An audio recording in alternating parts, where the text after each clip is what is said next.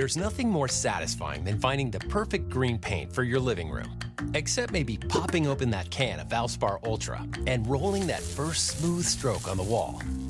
And there's nothing more satisfying than admiring your freshly painted wall. Ooh. Except maybe peeling off the painter's tape to see those crisp edges. But the most satisfying part of all? Valspar Ultra's price tag, starting at $29.98 a gallon. Affordable, durable, available at Lowe's. Price varies by Shein.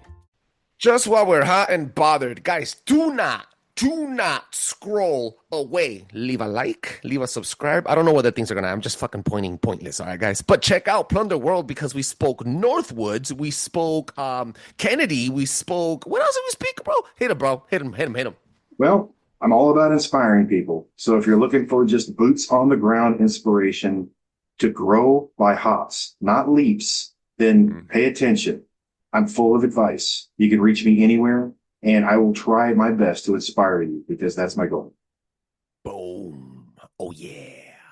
That's fucking awesome. Yeah, that was awesome. Kiss. Keep it simple, stupid. I promise you, this is not a political podcast. Jump from the deep end of the pool, set up the mood. Paranoid radio, set up the mood. Paranoid radio, set up the mood. Paranoid radio, set up the mood. Set up the mood. Set up the mood. Set up the mood. Set up the mood. Set up the mood. Set up the mood. Set up the mood. Test. Go ahead. Test. All right. So once there was a man who bought a bicycle, and then that bicycle fell apart because he bought it at Walmart. Let's see how that sounds. Walmart bicycles are the freaking best bicycles, bro. Come on, dude. Mongoose, you can find mongoose in freaking Wally World. Yeah, and then they fall apart after 2 months. Look, bro, I don't even want to. I'm not gonna bullshit you. To me, I've had bad quality sound before, but if that's I'm okay with that. Do you want to sound okay? Are you okay with that? I'm okay with that as long as you can hear me and people can hear me. I'm fine. Roger with that. Well, then, testicles 1, 2, testicles. Welcome back to PARANOI Radio Podcast, ladies and gentlemen, boys and girls. I am Trebles Garcia, your humble host. And this is going to be a quick one. Every episode is amazing. I'm not just saying that because I'm bloating. I'm just saying because it's the freaking truth, guys. Make sure you check us out at PARANOIRadio.com. Guys, if you are contemplating or entertaining the idea of suicide, make sure you put your burden on someone else. We don't need no more fathers or daughters or sisters or aunts and dads and brothers dying or crying because of your death. So go to PARANOIRadio.com. The first thing that you'll see is a lifetime 24/7 lifeline. You don't even need to listen or subscribe or nothing. You just got to live 10 more seconds and talk to someone. You can also find us, and you can just find my direct number associated with the Instagram account. Guys, don't send me your fucking dick pics. Just tell me if you guys need to talk. I got you, bro. Second, make sure you check out Cryptid Warfare Operations. Drewski is running a muck with these entities out there. He's hunted the hunter. And he could give you the tools that you need to kill Bigfoot. I'm not saying you want to kill Bigfoot. I'm just saying in case he's killing your chickens, you want to get that fool back. And then live parasitic free with Ala Christine. Ala Christine is an amazing person. She's going to give you the tools to live parasitic free and make kids healthy again. And check out Flavors of the Forest. Nelson and Matt. Who can I forget these guys? You got to season your meat before you eat. And also make sure you check out the best card conspiracy collection in the freaking game, Plunder fucking World. Make sure you check him out. And guys, that's it. I don't want to keep promoting. Check us out at PARANOIRadio.com and drop a 5-star rating up a podcast and a Spotify that allows other people to enjoy the show as much as I enjoy making it. Let's jump in from the deep in the pool and set the freaking mood. Please give a warm welcome to my special guest. It is James from Plunder World. What's up, James? Hey, I'm doing just fine. Thanks for having me on again. I had a blast last time. And I always like talking to new people. I mean, we're separated by 2 hours, but it feels like you're next door. I like it. Your audio fucking stinks, but I like you, so it's all good. It's the only thing that stinks. I just took a shower. I feel great. I haven't, bro. I'm going to tell you something right now. This is my second episode today. I went to work for 8 hours, came back, recorded, and then got some more water and came back and recorded with you. So we are on nonstop and sticky butt. People might call that sweat balls. That sounds like a great band name. The Sweat Balls. I'm a designer. I'm not an audio guy, so forgive me. My boy Rico from Talking Roosters podcast says he always comes on the show with bad audio. But he comes on the show dressed as an emoji. And he is the only Mexican Canadian gay Jew that I know. That's some complicated math. I got to think about that. I know, complicated fucking math. And that's his emoji character, and he wants to coin and buy the domain name for this website called No Skin in the Game, noskininthegame.com. I get it. No skin in the game. Mm-hmm. Yeah, It's one of them beautiful. circumcised fellas. Oh yeah, yo, Plunder World. Let them know where they can find you, bro. You can always find me at plunderworld.com. Instagram's a great place to see artwork I throw up. And believe it or not, I am on tour.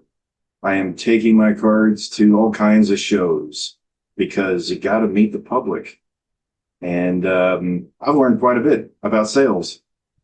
You know, it's one thing to hide behind a computer, but when you're out there shucking and jiving, doing your dance, saying your routine to people that are after sports cards and Pokemon, it's a completely different crowd. And they look at you funny. But I still managed to get people to stop and pay attention. And the sales have been good because the big push right now is to get Series 2 printed. And every single sale goes to the production cost. And I meet some really interesting folks. You know what? I'm gonna be honest with you. That's the hard work that's gonna make you blow up. Same thing with the podcast game. As first of all, second of all, I mean, let me go back real quick. There's never been a most important time of our life in this generation to speak about conspiracy theories than right now. So for you to do this, you know, you're really ahead of the curve and prime timing. And then second, even for me, bro, I'm a brown podcaster that likes conspiracies, okay? Ex-meth head, ex-alcoholic, right? With a beaner accent. Okay, bro? Like, people, I look like a fucking cholo. You see what I'm saying here, right? It's Yeah, not, but you fit into Houston just fine. in LA too. I mean, I get it. But it's not about the fitting in. I want to be the most impactful podcaster in the freaking planet. And I'm on my way there, but god damn it, I have to put in triple the work than people that have been associated or networked better, you know. So it's just what it is. Yeah, man. Well, you got to work hard, and that's the secret sauce. All those nights you spend by yourself tweaking a camera, you know, researching a new program. Those silent hours nobody ever sees, but those are the silent hours that turn you into somebody that's buried your demons and inspired others to say hi and reach out and gain the confidence to put their face on camera. You know, it's those silent moments you spend with your family instead of with the boys. It's the person you are when nobody is looking is who you really are. And if you're able to share that, then you're getting somewhere. It doesn't have to be like earth shattering. A victory is a victory. It doesn't matter who it's with. 100%. I use the show now that I'm sober to keep myself accountable and see my transformation from the inside out. The more I record as I survive every single day without using or drinking. And it's not hard. It's not easy. I mean, I'm sorry. And I've put that post out about talking about what is it? What are you doing? Forget about it. What are you doing when no one's watching? When no one's listening, when no one's reciprocating your energy, when no one's watching, what are you doing? Those are the moments where you're building your character. Are you spectating or are you creating? You know, and are you building something or are you just breaking everything down? So destroying yourself and everybody around you. It's very important. When you get into this dark news, I mean, I don't call it conspiracy anymore. It's just a buzzword. It's sensational. It gets people interested right out of the gate. But truth is, it's squishy because truth is monopolized nowadays for people that want to control a narrative or steer a certain part of the population. And it's in those moments where people reach for their addictions because they're too scared to deal with that information. So you got two examples. You can hear some sensational news And you can sit around with your boys and get ripped up and say, yo, did you hear about this? Oh, yeah.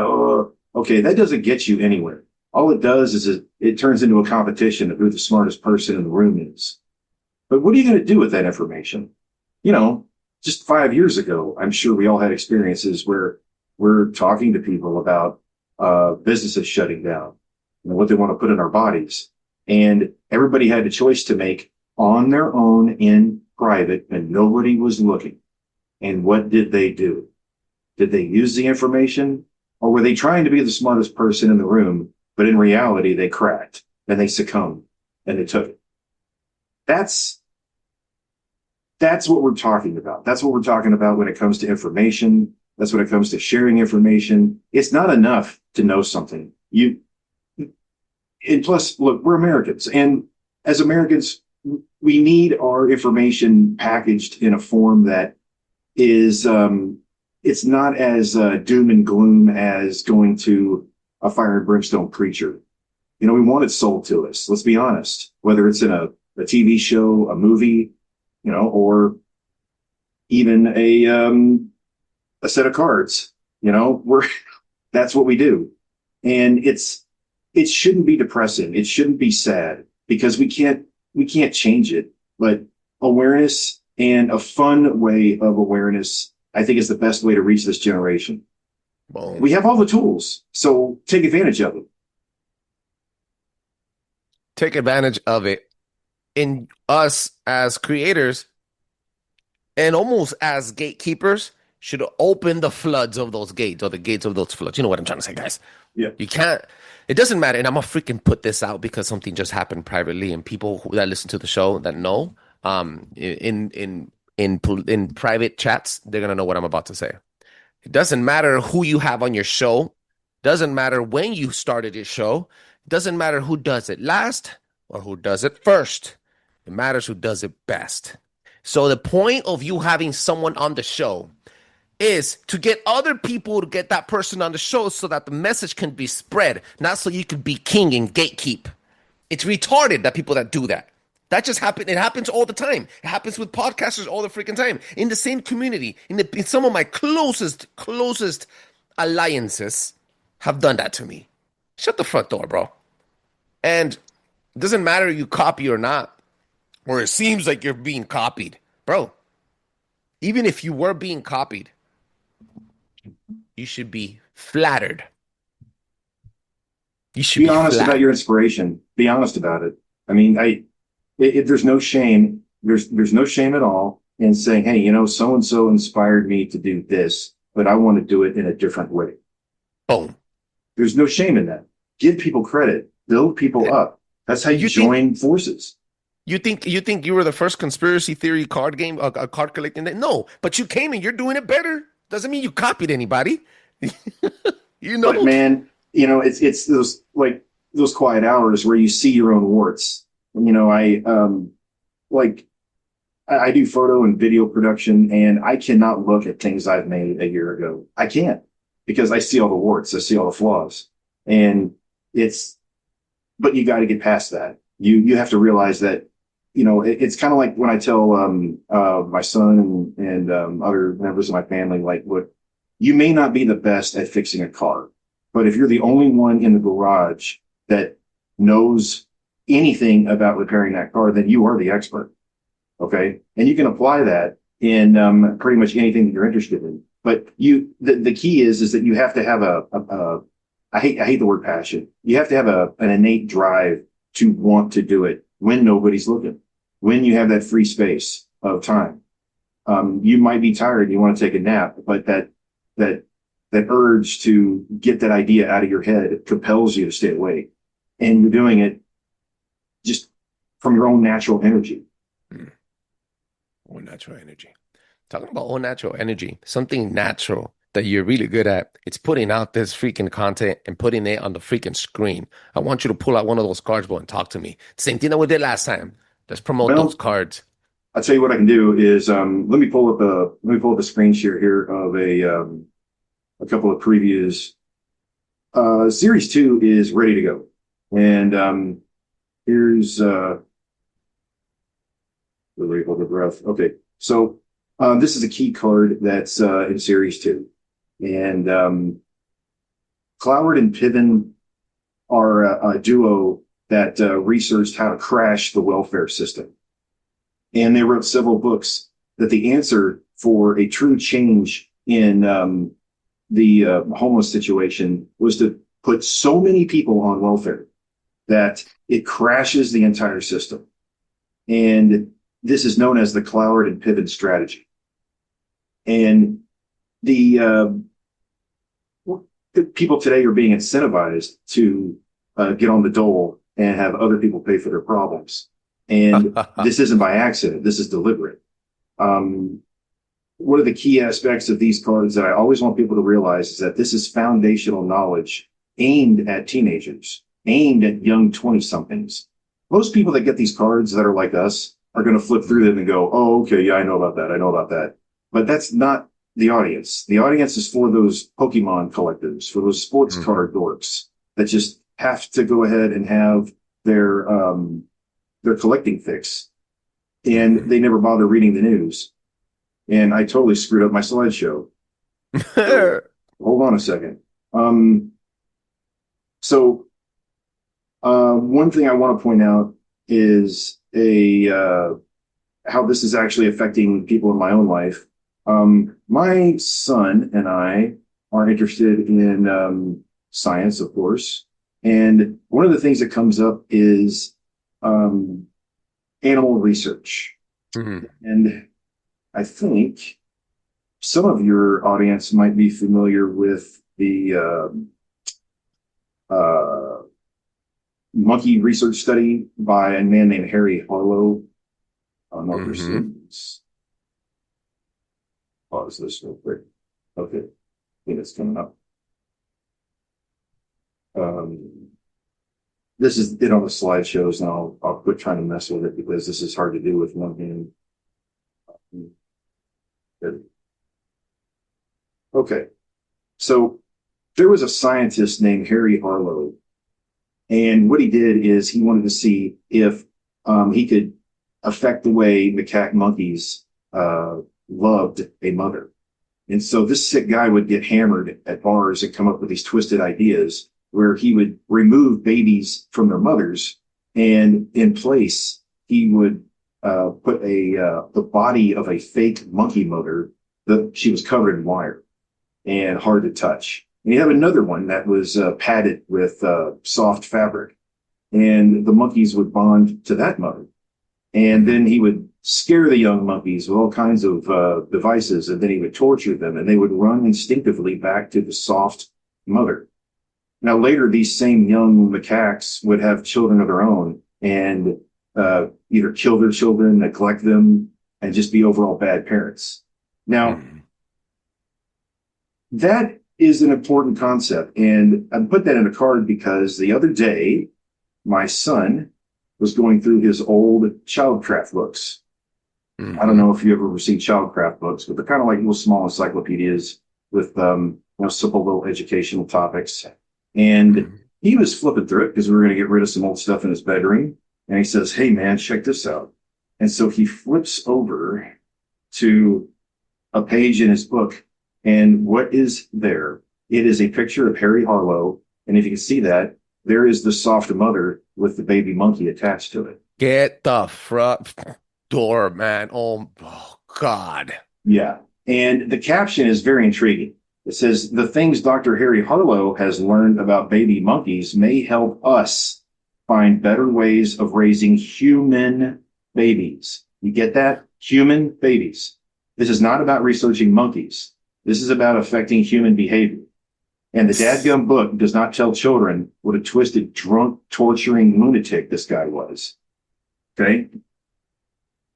And that's what I'm trying to get across, is that your school has been lying to you. Your literature is lying to you. They're leaving out the important details about things like animal research. It's not about the animals. It's about testing it on human beings. I hope that makes sense. Makeup, everything. You are the product. Tap into everything that you consume. they do it on frequency. They do frequency studies on animals before they do it on you to perfect it so that you don't find out and then fight them back. That's right. And so that actually, every series has got like 9 ultra rare cards. And in series 2, all the ultra rare cards are going to be about behavioral studies and psychological experiments that have been performed on the American public. And that, to me, like I said earlier, is foundation. That is what people need to understand when it comes to this level of research. A couple of years ago, Facebook did that experiment where they flooded their Facebook pages with negative stories, and they were able to track who was sharing these stories. And they could determine that the stories that were shared by these folks were actually influencing others. And so it creates this sort of victim mentality. And one of the ultra rare cards explores that concept. Now I do all the artwork. Most of my stuff is either photography I've done myself or a bunch of collage work. But some of these subjects, I don't know if I feel comfortable showing to you because series 2 is going to make some people really upset because we're crossing into some dangerous territory. We are here to fuck shit up. Yeah, that's the game. Everybody who, I'll tell you what, I'll even make a special deal here. So, easy to find. So, if anybody out there is going to pre-order a box of Series 2, all you need to do is in the notes section add PARANOI RADIO. And I'll give you 3 extra full packs when the printing is done. How about that? Okay? This is exclusive. I love it. Yeah. Now, they're not printed yet, but once you pre-order, you're on the list and all the updates are going to come through. And I am pushing and pushing and pushing. In fact, every weekend in June and most of July, my son and I are going to be out there hustling at card shows, gun shows, sports shows, book shows, trying to sell these things. And so far, the response has been really good. And it's difficult because, like I've told other people, it's kind of like selling cat food at a dog show. People kind of look at you funny. But, it is refreshing because I get to find out why people get this kind of, why people get into hobbies like sports cards. I ask them, I'm like, why do you collect? Because I want to know. And what I hear most often is, well, they want to make money. They're chasing like the super ultra rare, Patrick Mahomes Prism card. There's only 24 in the nation. Okay, well, what happens if he breaks his leg next year and he's no longer popular? Well, what happened to your investment? What happened to your card? Then why are you interested? Is it because you actually like the guy? Is there a story tied behind it? I mean, don't get me wrong.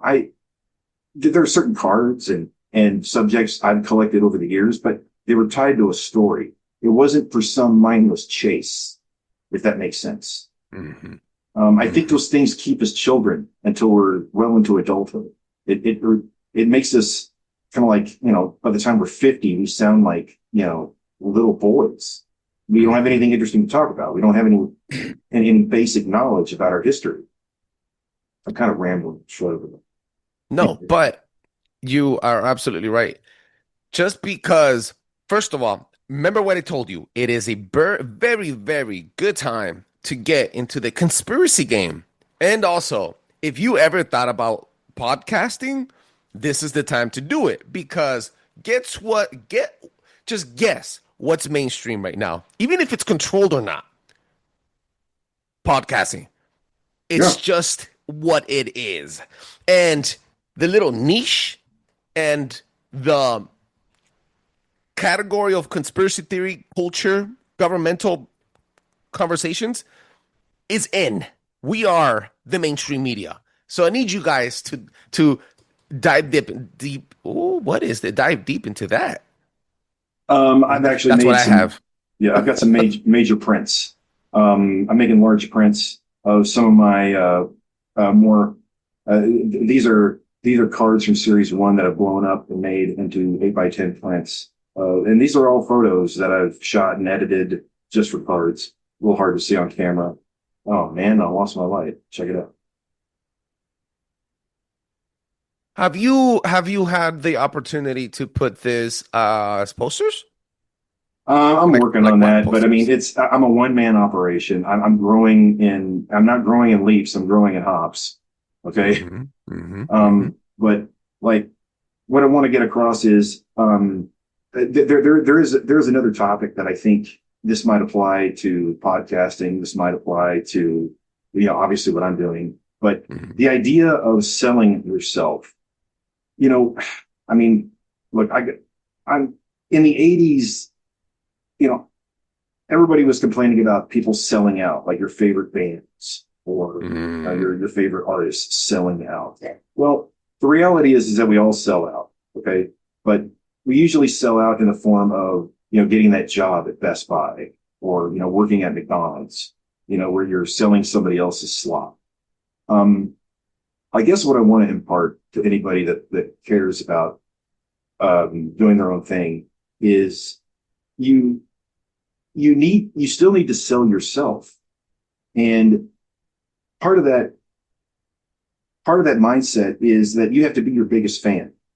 You have to really, really be energetic, whether it's your show, whether it's your music, whether it's your channel, whether it's, the artwork you make, or even like maybe you make custom motorcycles, but you have to be your biggest fan. If you're not, then the people that you're trying to reach are going to know that. They're going to know that you don't care about your own work. Does that make sense? 1000%. Yeah. And I would stand behind anything that I make that I want other people to enjoy and share. That's why, like, every one of these that I'm making, I've also gone ahead and made a print to go along with it, where it shows off the backs of all 3 versions of the cards. That way you've got a nice collectible, high quality glossy summary sheet to go along with every single print. Now, I'm doing this because I paid attention when I go to these card shows. And when you just have a box of cards on your table, people take a quick look and then they walk away. Well, one of the tricks that you need to do in anything is give people something to look at, give people a reason to hang around. And so if you have more stuff, then it gives people a reason to look longer and strike up conversations. Now, look, I'm not saying that you shop at Bath and Body Works, okay? But I know you've walked by a Bath and Body Works, okay? Have you ever gone inside? Okay. Yeah. Notice there's a lot of people inside there, right? Why do they go inside? They go inside because they get to smell and they get to spray on free samples. And it draws a crowd. And that's what they're selling. They're selling that experience. They're not selling perfume. They're not selling soap. They're selling an experience for people to walk in and smell, exotic fragrance. And it draws a crowd. There's a lesson in that.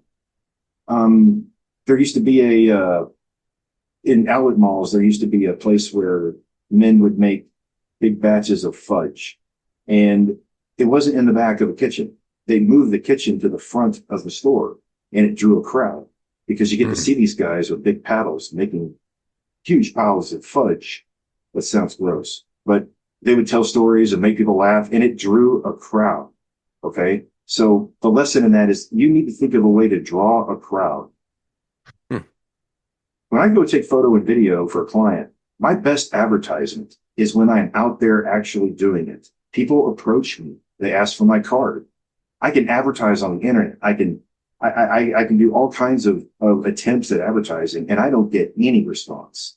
But if I'm out there in the world showing off what I do, that's my biggest advertisement.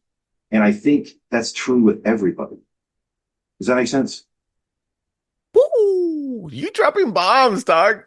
I am glad we didn't postpone the episode, regardless of how fucked up your sound is. Sorry. Um, I'm just fucking teasing you, bro. I will give people a little bit of a secret, though. Okay. So one of the things I also like to do is I go to antique malls and I go to all kinds of weird used resale shops, and I look for old rolls of 8mm film or even film slides. And so this particular image is going to be in series 2, and it's all about the Panopticon. Would you believe me if I told you? Would you believe me if I told you that this was on somebody's old slide 35mm print that they just abandoned in a resale shop? No. Yeah, that's what I said.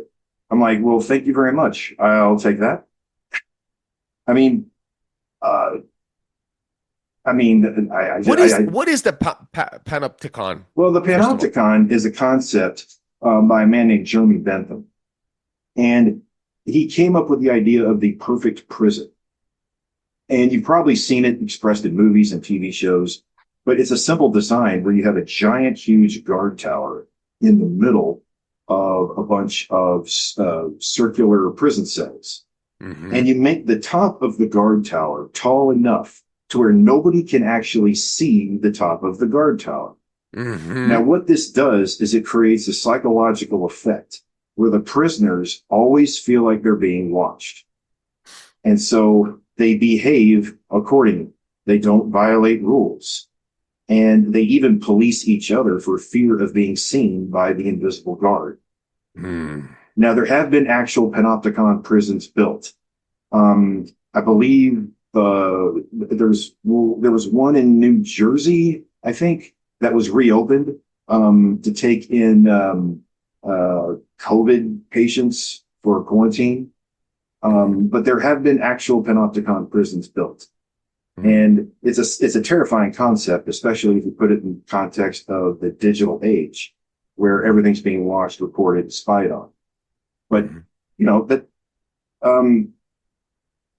and then we're going to talk about the awful wars that we've been in. This is I actually designed my own label for a can of worms, because if you know anything about the mess in Syria, then you know that the United States government actually created ISIS and funded their assault on Syria that deposed Bashar al-Assad. Mm. It's a can of worms, and it's our fault. We did it. I don't have to explain the humor behind it. But these are all photos. These are all concepts that I'm designing, and it's really boring and tiring of me to go and have to explain every one of them. But I have a question for you. Yeah. Maybe you already have a card for this. I know you know about Project Northwoods, right? Yeah, that was the very first card I ever made for Series 1. Okay. Yep. Did you mention the snakes on a plane? No snakes on a plane. That one, I'm not going to say it's my best design, but yeah. You have it. Yeah, I'm just trying to find the actual design I made of it. If you just give me a minute, I can pull it up. It's your That's not a lot of people. You'll be surprised at the people that know about the snakes in the plane little incident and how they planned to do this. That was something blows my mind. Yeah. Well, the problem with Northwoods is that even back then, this was written during the Kennedy administration, and even then they were talking about remote controlled aircraft. So that gives you an idea of the technology back then. So the danger is that, like, one thing I'm going to tell anybody listening who's didn't hear our previous conversation is that I'm not delving into like Bigfoot or aliens or anything like that. But next door neighbors to that are the crackpots that want to talk about, particle weapons during 9/11. Okay, come on, man. That makes everybody look crazy. That's not what happened. And everybody's so focused on details of how something happened or, whether it was real, when they don't really focus on why it happened or who made it happen. Those are the answers I'm after and that I'm trying to put in a form of card. So I'm not gonna.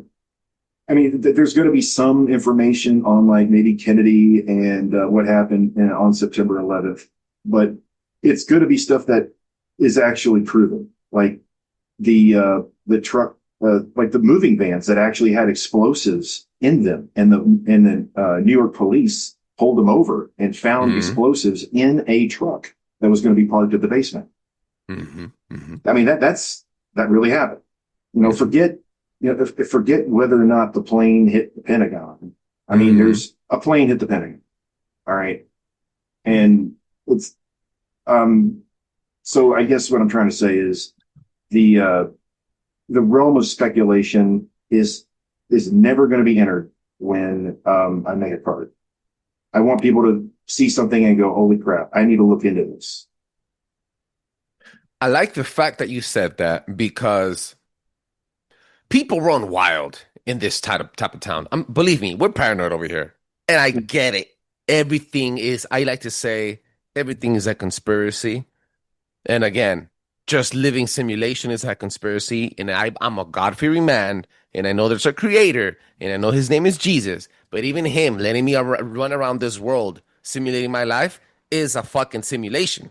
I'm just saying, guys, everything's a conspiracy theory. Within all that mess and the cloud, we like to focus on the wow factor. We like to focus on direct energy weapons, self-demolition. Look how the plane never hit. It was a hologram and Project Bluebeam. Wait, shut the front door.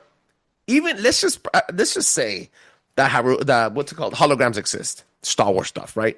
Let's just say, don't focus on what type of energy or weapon that is. Focus on when did they start building it? Why did they build it? You see what I'm saying? Based on tangible, historical, findable resources and literature.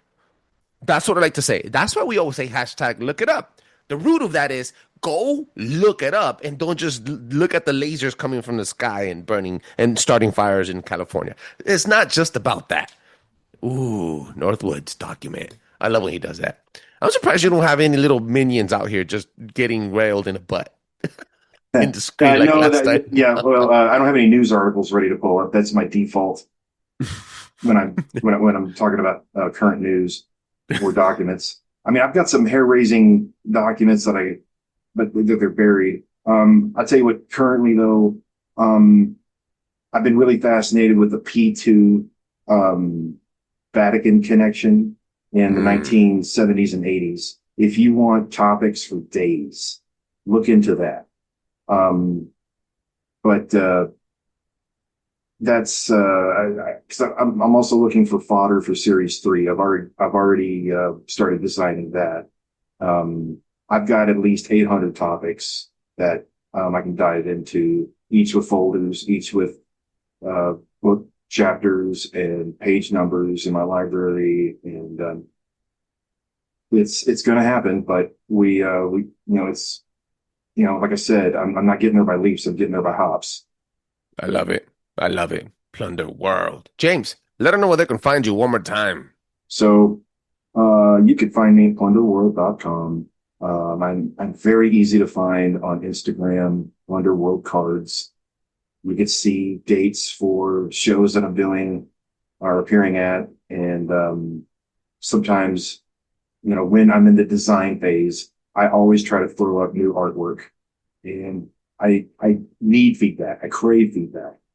And I can't thank the people that have already pre-ordered and bought Series 1 enough.